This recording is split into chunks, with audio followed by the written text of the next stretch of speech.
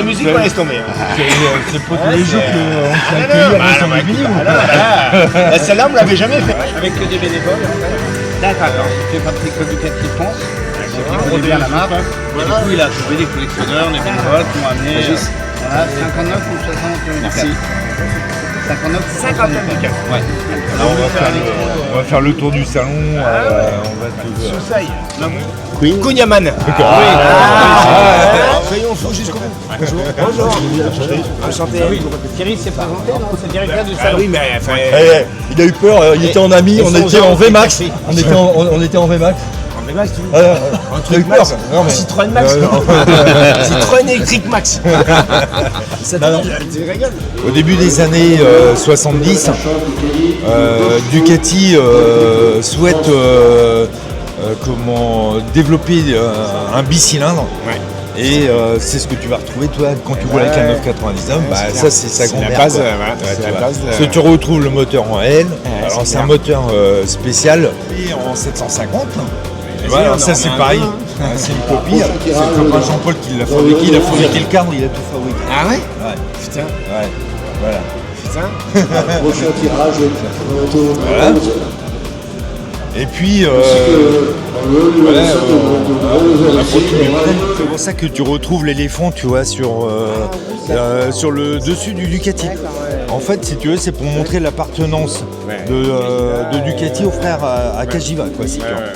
Alors à l'origine, les frères Castiglioni, quand ils achètent la marque, si tu veux, pour eux, Ducati va ne plus fabriquer que des moteurs. Ouais. Et eux, ils feraient le reste. Puis ils vont vite se rendre compte que Ducati, malgré tout, bénéficie d'une aura à l'international qui est énorme. Et ça serait une mauvaise chose que de faire disparaître la marque. Mais elle a failli disparaître au milieu des années 80. C'est fou, c'est vrai que...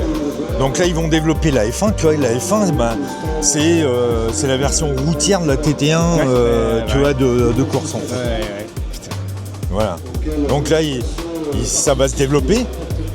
Et là-bas, on a réussi à amener une Desmo Chedici D16RR qui est un peu l'évocation des machines de MotoGP. Ouais. Ça, j'ai halluciné quand vous avez fait ça. Ouais. Qui a un sacré engin aussi. Parce que ça, il y a un corps, c'est homologué, ça, tu peux... Ouais. Je sais pas comment ils ont fait pour réussir. Alors moi, j'ai... Il faut m'expliquer. Ouais. C'est une machine, moi j'en ai discuté, alors j'ai un copain qui en a essayé une et il m'a dit c'est bon, j'ai passé les vitesses, en 3 c'est inroulable, ça patinait, j'ai failli me mettre à l'équerre. Et Dominique, on en discutait hier soir, il me disait il me dit c'est très spécial à conduire, il n'y a aucune assistance électronique, il n'y a rien, donc c'est hyper brutal. Ouais.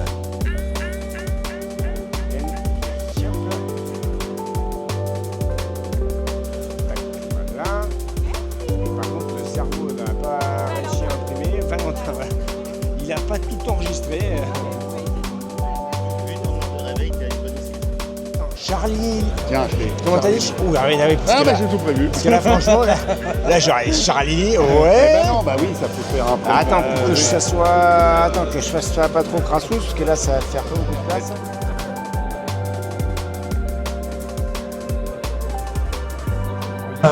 T'es un pilote connu et reconnu dans le monde de la moto en France, avec un très beau palmarès. Comment tout ça a démarré? Tu peux nous en dire un peu plus?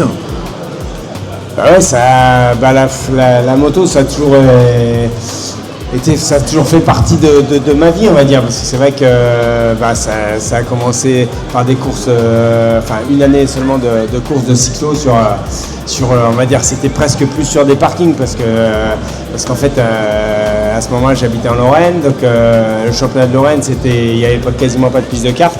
Donc c'était tout sur des parkings, machin comme ça. Et puis voilà, puis après ça s'attaquait par ça. Ensuite la Coupe TZR.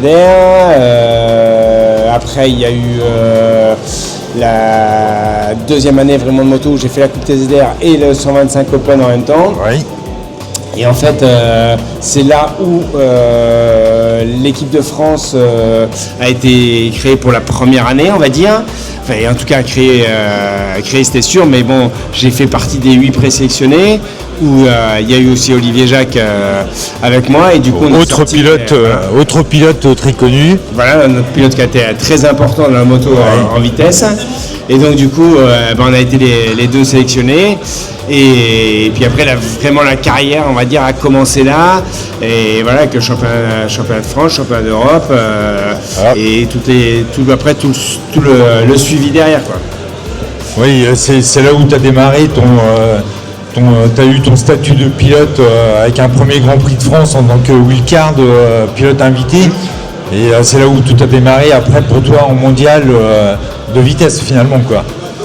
Ben voilà, de toute façon, après, c'est jamais facile parce que c'est vrai qu'il fallait commencer à attaquer, puis être reconnu aussi, et puis voilà, quoi, parce qu'après c'est toujours ça qui est important, c'est que c'est pas nous qui choisissons, je veux dire, les pilotes, ce qui va se passer dans ta carrière, c'est qu'il faut quand même avoir la chance d'être reconnu et puis d'avoir des gens qui t'aident pour aller de l'avant, et des teams qui te prennent, et après des usines et tout ce qu'il faut pour faire vraiment une carrière sportive. Alors, tu as eu un beau passage en 250 avec quelques saisons finalement. Et puis après, ton passage en 500, tu peux nous en dire un peu plus? En fait, pour moi, plus je suis monté en catégorie, mieux ça a fonctionné, parce que ça correspondait mieux à ma façon de piloter. Peut-être aussi par rapport à mon physique, parce que je fais 1m75 et 73 kg, donc c'est costaud, en tout cas bien plus costaud que les pilotes qu'on a aujourd'hui. Parce que quand je regarde les pilotes de la MotoGP aujourd'hui, c'est hallucinant, parce qu'on dirait qu'il faut faire jockey pour réussir à aller vite maintenant, presque en vitesse. Et en fait, parce qu'il y a tellement de plus en plus de choses qui sont prises en compte, dont l'aérodynamisme, dont les motos quand même qui sont, même si elles sont très puissantes, elles sont un peu moins physiques pour moi que ce qu'elles étaient avant, avec toute l'électronique, avec toute l'aide de l'électronique, tout ça qui aide quand même. Donc faut pas rêver. Donc voilà, donc c'est vrai que on parle vraiment de deux types de pilotes complètement différents. Et donc c'est vrai que moi la 500 m'a directement plu, et ça m'a vraiment pris beaucoup plus de plaisir et de performance sur les 500. Alors on se rappelle tous de ta fabuleuse victoire à Valence avec la 500 Yamaha. Ça a dû être un grand événement dans ta carrière de pilote. Gagner un Grand Prix 500, c'est pas rien, quoi. C'est sûr que c'est vrai que bon, de toute façon, quand on est sur la grille de départ, même on y croit toujours, et on se bat pour ça en tout cas, pas que sur la grille de départ, c'est toutes les journées d'entraînement, que ce soit d'entraînement physique surtout, parce que les roulages moto, on n'en faisait pas tant que ça. Donc en tout cas, c'est tout enfin, on va dire, comme si tout le puzzle se remplissait pour une première fois en tout cas, et puis avec aussi la belle chose d'avoir fait aussi la pole, parce que j'avais fait quand même la pole et tout, donc il y a entre la pole et donc sur le sec et la victoire sur une piste qui était séchante, avec un choix de pneus plutôt, il y a des enfants, tant pis, mais il faut le dire, couillu, voilà. donc parce qu'il fallait quand même oser partir sur une piste qui était quand même encore bien mouillée, avec un slick à l'arrière, et j'ai fait le bon choix, parce que la preuve, ça m'a apporté cette victoire, et puis voilà, donc quand c'est ton jour, c'est ton jour, donc voilà, ça n'a pas été assez de fois, j'estime, dans ma carrière en 500, mais bon, après c'est comme ça, et bon, on peut toujours mieux faire, et c'est ça qui est important. Et finalement, après, tu as connu la transition entre le 2 temps et le 4 temps, avec le passage des motos de Grand Prix en 1000, 4 temps, quoi, où tu as roulé pour Aprilia, il me semble. Ouais, ça a été j'ai fait la première année, voilà, du MotoGP, on va dire que donc où il y avait pas que des 4 temps, voilà, c'était parce que c'était complètement nouveau. Une période hybride. Et une période un peu hybride, parce que financièrement aussi, on parlait pas des mêmes chiffres, pourtant les 500 c'était déjà pas donné, mais là malheureusement les 4 temps ça n'allait pas abaisser les coûts, faut pas rêver. Donc du coup, les usines ne pouvaient pas se permettre non plus d'avoir des motos complet clients au début. Donc c'était un peu, ça a été un peu le cirque. Donc il y avait des 500 et des MotoGP, on va dire des 1400. Et donc j'ai eu la chance de faire la première saison avec cette Aprilia, qui n'a pas été une grande chance malheureusement, mais ça après, ça a été une vision, je veux dire, différente. Aprilia ont décidé, ils voulaient être le premier constructeur européen à être en MotoGP. Ducati a préféré, même eux, faire une année encore de développement avant de venir et d'être, on va dire, en tout cas gagnant directement, d'avoir la moto qu'il fallait pour gagner. Donc c'est eux qui ont fait le bon choix. Aprilia, c'est sûr, de ce côté-là, ça a été bien plus compliqué et c'est une moto qui n'a jamais été capable de gagner. Sauf ce qu'on est en train de voir maintenant, mais c'est beaucoup d'années derrière. Donc, c'est ça. En tout cas, c'est toute une vision, on va dire, même de la compétition qui a vraiment changé et qui n'était pas du tout dans l'idée de ce qu'ils ont fait au début en MotoGP. Maintenant, c'est comme ça et en tout cas, ça m'a permis d'avoir cette chance quand même de faire la première saison du MotoGP. Alors finalement, après cette première saison de MotoGP, tu bascules sur le mondial Superbike, c'est bien ça, je suis toujours chez Aprilia, avec une de tes premières victoires mondiales Superbike. Ouais, ça a été, de toute façon, Aprilia de ce côté-là avait vraiment une moto qui était performante, qui n'était pas encore complètement aboutie, qui ne fonctionnait pas bien, on va dire, sur tous les circuits. Qui n'a pas eu, je veux dire, la facilité et de ce qui a été mon passage chez Ducati après, ou en tout cas les Ducati c'était beaucoup plus facile, c'est des motos qui fonctionnaient facilement sur tous les circuits, alors qu'Aprilia c'était beaucoup plus compliqué.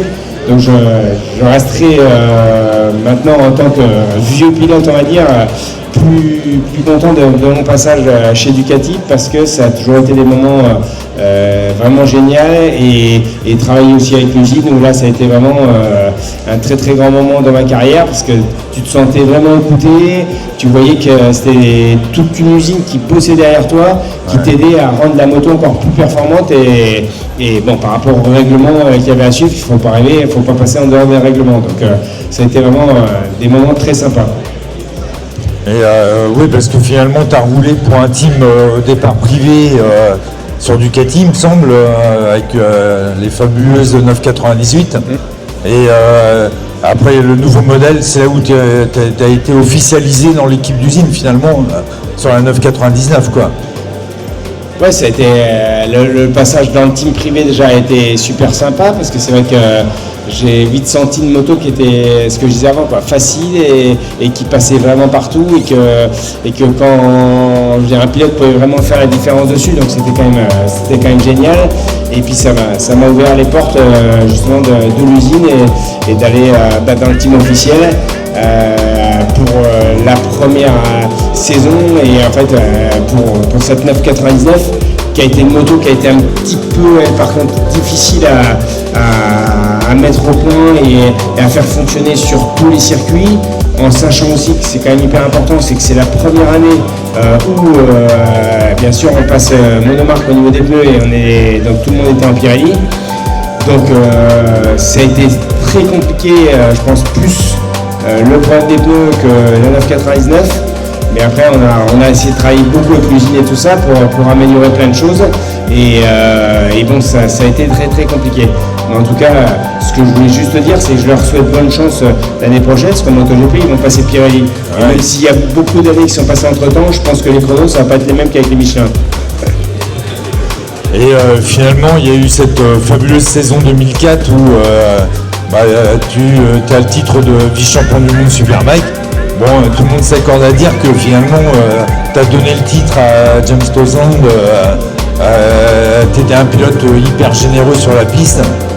Cette générosité-là, tu as coûté un petit peu, parce que tu as perdu finalement quelques points, ça s'est joué à quelques points, quoi, le titre mondial, quoi. Bah, c'est sûr que de toute façon, j'ai toujours, c'est pas beau à dire, mais j'ai toujours trop donné. Et malheureusement, c'est vrai qu'avec ce que je disais avant, les Pirelli où j'avais des gros soucis à sentir l'avant, et surtout à sentir quand est-ce que ça décrochait. Et j'ai perdu l'avant un paquet de fois, alors que c'était pas sur les freins, mais tu rentres sur les freins comme un bourrin, au moins tu te traites de con, mais c'est réglé. Mais au moins tu dis, t'as fait le con, mais là je perdais l'avant, je lâchais le frein, c'était avant de réaccélérer et avant de reprendre les gaz que je perdais l'avant et j'arrivais pas à comprendre ce qui se passait. Et le feeling, notre avant, c'est ce qu'il y a de plus dur à contrôler. Et bon, ça a été un beau cirque, on va dire, avec tout ça. Maintenant, voilà, ça fait partie du jeu et j'ai trop donné et je l'ai payé. Voilà, on va dire ça comme ça. Et je l'ai payé par une deuxième place au championnat du monde et pas la première. Mais bon, je regretterai jamais d'avoir tout essayé et de m'être battu comme un chien, ce que j'ai toujours fait. Et voilà, c'était moi et je crois qu'on ne changera jamais. Ouais, ça c'est bien. Donc après, finalement, ta carrière se poursuit. Tu es plus pilote officiel Ducati, mais tu restes dans Mondial Superbike jusqu'à ce malheureux accident en Afrique du Sud avec Kyalami, qui a mis finalement un terme à ta carrière, quoi. Par la force des choses, même si tu restais hyper performant, malheureusement il y avait une décision pour toi difficile à prendre qui se traduisait par un arrêt de carrière, quoi. Et oui, ça fait partie de la fin de ma carrière, on va dire ça comme ça, ce qui est le point final. Donc ça a été un moment dur à comprendre parce que la chute, je sais pas ce qui s'est passé. Ils m'ont opéré sur place des cervicales, je m'en rappelle même pas. En fait, c'est surtout, parce qu'on a parlé beaucoup de cette fracture cervicale, mais il y a eu surtout le trauma crânien qui a été très important et où justement j'ai zappé, je pense, 3 semaines de ma vie, alors que j'étais conscient. D'accord. J'ai pas fait de coma, j'ai rien fait. On m'a mis dans un coma artificiel pour que je récupère mieux, et ça a un avant, c'est de l'anesthésie, le coma artificiel. Donc voilà, mais donc ça a été très dur à digérer, et très dur à comprendre, et très dur à moi qui veux toujours chercher à toujours tout comprendre, là j'ai rien compris. Donc dans ta vie de rêve, de plaisir, de passion que j'ai eu dans la moto, il a fallu mettre à un bout d'un moment un vrai coup de frein et se dire qu'il vaut mieux s'arrêter là si tu tiens un minimum à ta vie, quoi. Donc, parce que j'avais déjà tenté plusieurs fois, malheureusement, avec des bons crashs où ça aurait pu déjà mal partir dans la mauvaise direction. Et donc il y a bien un moment où il fallait se dire il vaut mieux arrêter là. Et puis voilà, donc ça a été un moment difficile dans ma tête, dans ma façon de faire, de voir ma vie entre guillemets, et voilà, donc j'ai réussi à mettre enfin ce point final qu'il fallait, et donc voilà, donc maintenant c'est un plaisir maintenant de regarder et voir ce que j'ai fait, même si je resterai jamais satisfait et que je sais que comme tout sportif je pense on veut toujours mieux et que j'aurais pu mieux faire. Ouais, enfin bon, on se rappelle tous quand même, t'as un titre de champion de France, champion d'Europe, je crois que c'est 11 victoires au Mondial Superbike, t'as un titre de vice-champion du monde, c'est quand même une sacrée belle carrière, quoi. C'est beau, mais pour plein de gens c'est beau, mais pour moi c'est pas assez.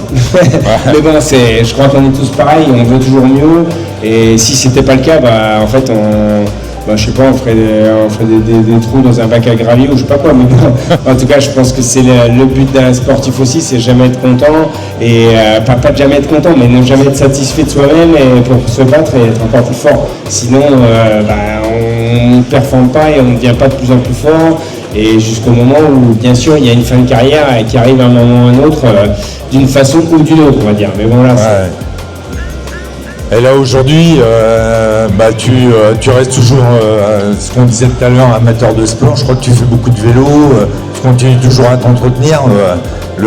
L'esprit sportif est toujours en toi. Ça, je crois que quand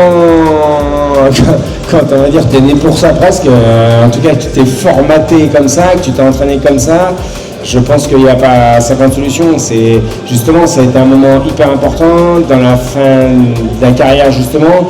Il faut que tu arrives je vais pas dire à combler le temps que tu passais sur la moto et tout, mais aussi à trouver une autre passion, enfin un autre plaisir, une autre façon au début de te déplacer aussi, même dans un sport que je m'en fous, j'avais pas fait le Tour de France, mais c'était ce côté, c'est inexplicable, mais ce côté vélodrome, je sais pas pourquoi, mais ça a toujours été un moment vraiment hyper important pour moi, plaisant. Quand je m'entraînais pour la moto, c'est une chose, et même après, ça a été super important. Et j'ai cette chance aujourd'hui d'avoir toujours la forme et de pouvoir m'amuser, m'entraîner et surtout bricoler, parce que je m'occupe tout de A à Z de mon vélo et j'adore ça parce que ce côté mécanique et électronique, on va dire aujourd'hui, parce que bien sûr, toutes les vitesses électriques, c'est machin, on part dans vraiment des nouvelles générations, on va dire, de vélos, tout ça, et c'est génial et c'est un plaisir d'en faire, mais aussi de m'en occuper de A à Z, c'est génial. Merci Régis.